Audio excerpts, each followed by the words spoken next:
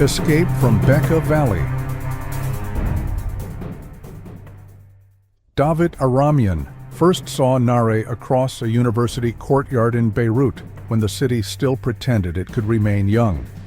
The bougainvillea still climbed the old stone walls, students still carried books against their chests, professors still argued politics beneath awnings stained with dust and coffee, and the Mediterranean wind still moved through campus as if war were only a rumor whispered by men who wanted power.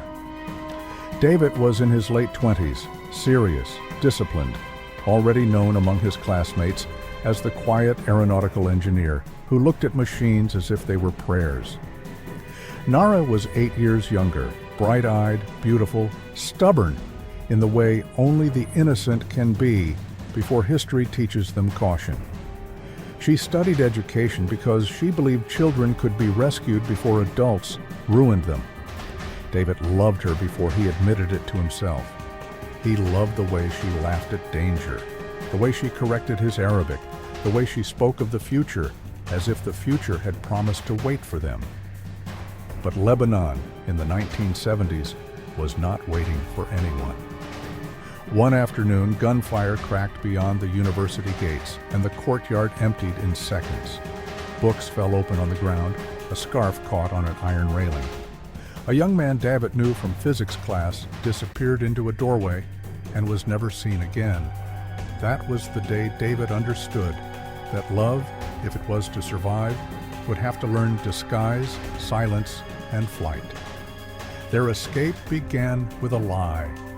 Nare cut her hair beneath a bare light bulb in the back room of an aunt's apartment while David burned their student papers in a sink.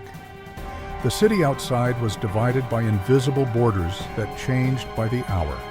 Checkpoints belonged to militias, armies, clans, boys with rifles, old men with grudges, and men who asked questions not because they wanted answers, but because they wanted fear.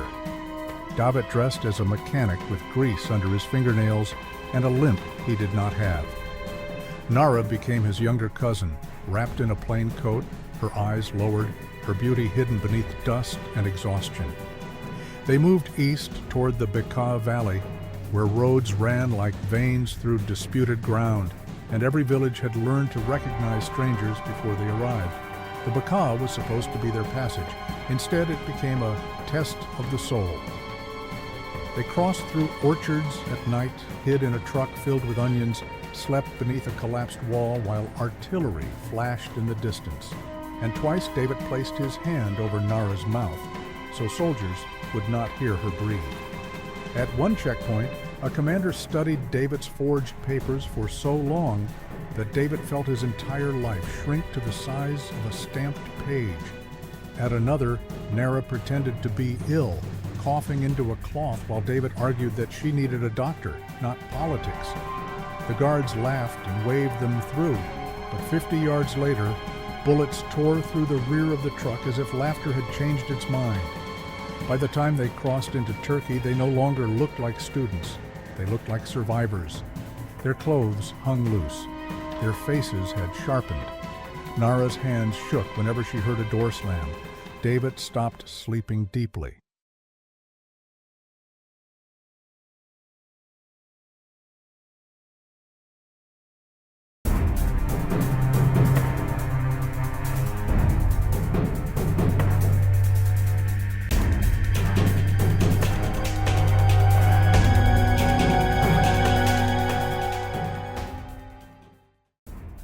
Years later, Southern California gave them what Beirut could not: a house with a lemon tree, quiet streets, and mornings that smelled of coffee instead of smoke.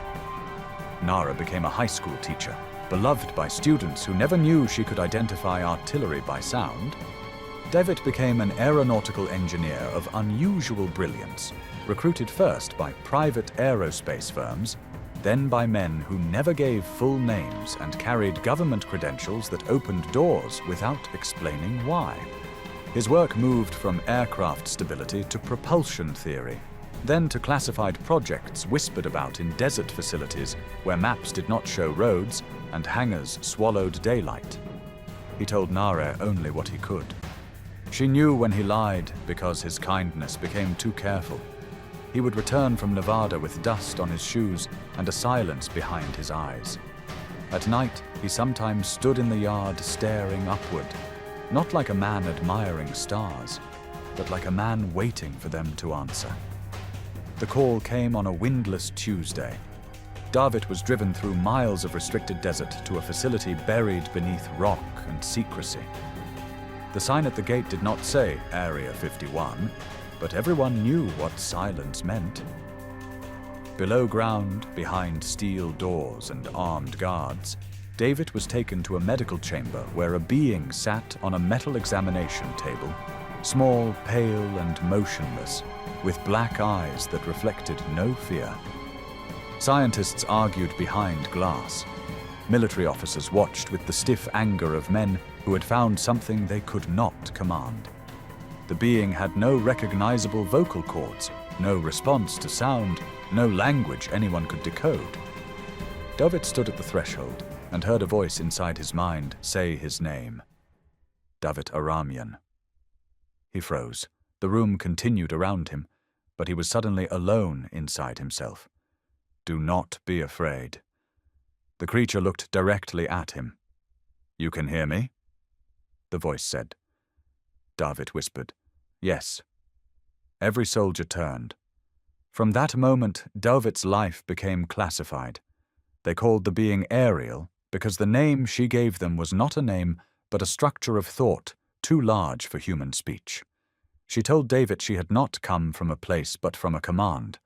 She spoke of distances that could be erased, of civilizations that did not travel through space, but corrected the misunderstanding of separation.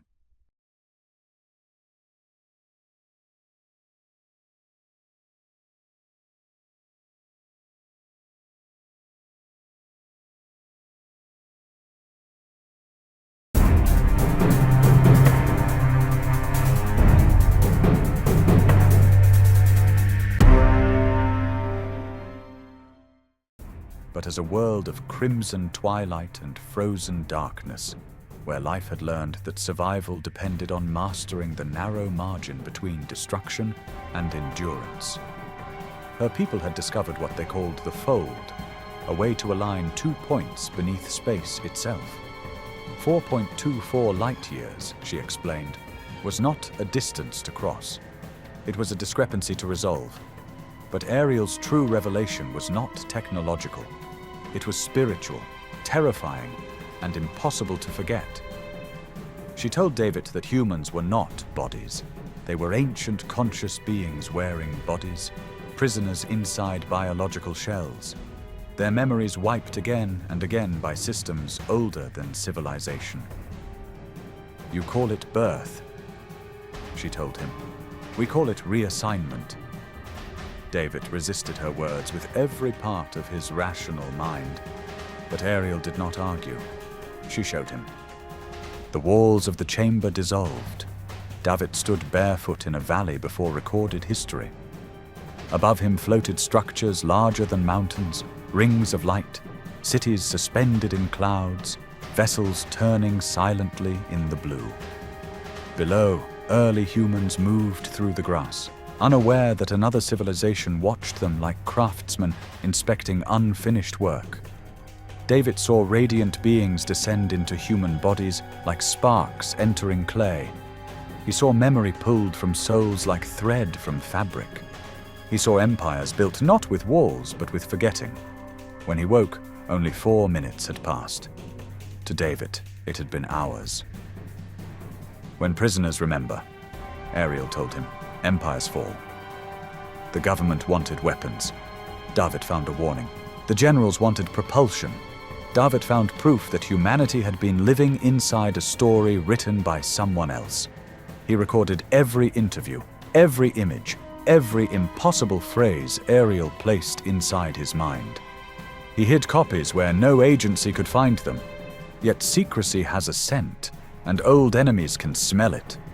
The past David and Nara had outrun in Lebanon resurfaced in California when men linked to wartime intelligence networks began hunting refugees who had once crossed the wrong checkpoints, helped the wrong families, carried the wrong names.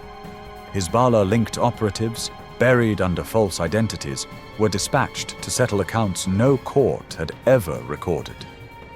They came first for a former professor in Glendale, then a doctor in Orange County, then a priest who had helped students escape through the Beqaa. Each death looked accidental until David saw the pattern. The war had crossed the ocean.